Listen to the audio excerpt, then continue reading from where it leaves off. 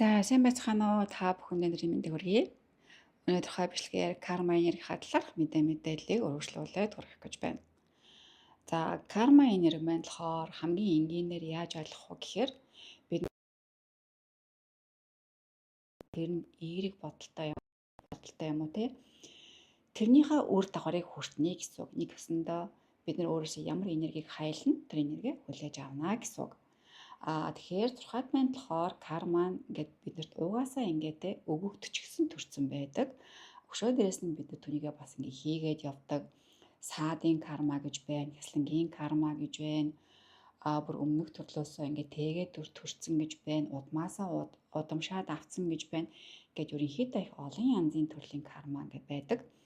Яг өнөөдөр ярих гэж байгаа карма маань болохоор сарны өмнөд хойд зангилаа гэж нэрлэгддэг, луугийн сүүл толгой гэж нэрлэгддэг, раху кету гэж нэрлэгддэг.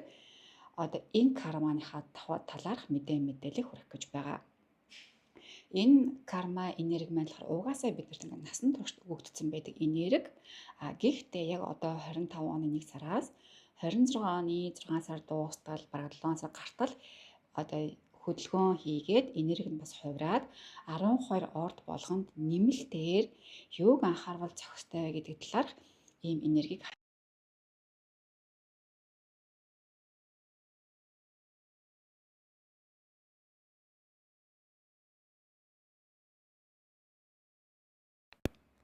За, хилэнцгийнхээ ордноос эхлэе.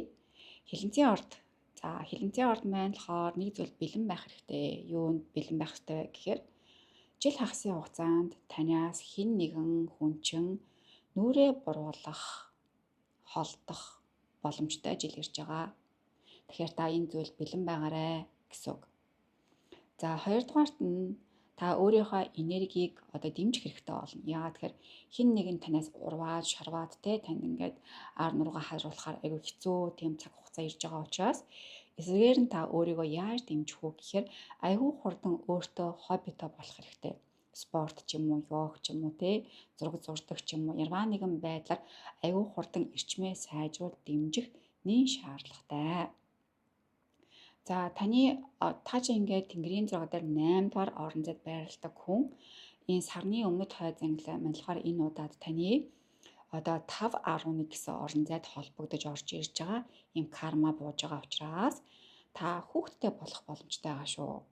Хүүхдтэй болохгүй байсан бол нэг төрлийн засал хийгээд өгвөл айгүй дэмтэй байх болно. Тэр нь ямар төрлийн засал байх вэ гэхээр асрамжийн газар, ялангуяа хүүхдийн асрамжийн газар одоо ингээд тусламж үзүүлэхтэй халамжлаад өгөх. Тэр энэ тусламжийг энергийг гаргаад өгөх юм бол та ингээд хурдан хүүхдтэй болоход айгүй тусдын болох боломжтой. Эрэгтэй хүмүүст маань болохоор та нарын бас энерги бас айгүй сайжрах учраас эмэгтэйчин айгүй хурдан жирэмслэх боломжтой шүү. Тэгэхээр нэг бол та нар маань одоо хамгаалтаа сайн хийдэг юм уу, эсвэл олон сайхан хүүхд төрүүлдэг юм уу энэ талыг бас ингээд бодолцчихвал айгүй зүгээр байгаа шүү. Тэгэхээр хилэнцэд маань ингээд наанта цаанта эриг сураг хоёр төрлийн карма энерги бууж байгаа. За, дараагийнх нь манай материал ордныхан. Материал орд маань болохоор өөрсдөө та нар маань ингээд тэнгэрийн зургийн 10 дугаар орон зайд байрладаг шороо мохоттой хүмүүс.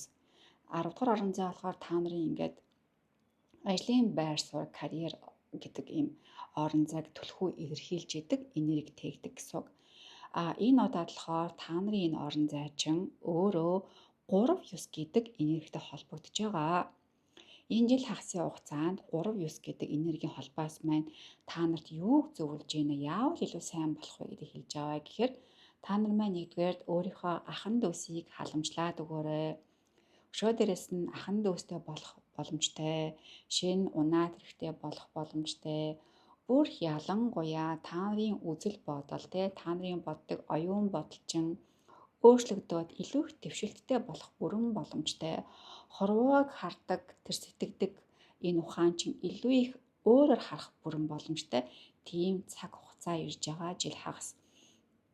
За, тэгэхээр ийм сайхан нээлттэй цаг хугацаа ирж байгаа учраас та маань яавал энийг зөв өөртөө ашиглах уу гэхээр өөрийнхөө сэтгэл зүрх дотор байгаа юуг сурыг гэж байгаа зүйлийг сурыг.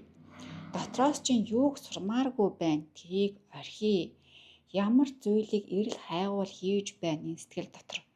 Яг түүнийхээ араас яваад яг түүнийгээ сурах юм бол ирээдүйд тэр зүйл чинь таны өөрийн чинь карьер статус дээр аваачих маш том гүүр болох зүйл чинь одоо ингээ холбогдож байгаа ийм сайхан холбоос үүсэж байгаа.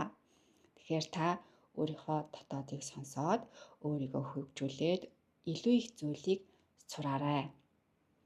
За ингээд материалын ордныхандаа амжилт төсөй. Айгуу сайхан карма та бүхэнд ирж байна. Айгуу зөв атгаад аваарай. За ингээд энэ зөвлөгөөгөө энэ удаад ингээд хүргээд дуслаа. Нийтдээ 12 бүх ордуудынхаа анхаарах ёстой зүйлсүүдийг энэхүү бичлэгүүдээр хүргээд дуслаа. Та бүхэн маань комент бичээд лайк дараад дэмжиж өгөөрэй. Дараагийнхаа бичлэгээр дахин уулзцаая. Баярлалаа. Баяртай.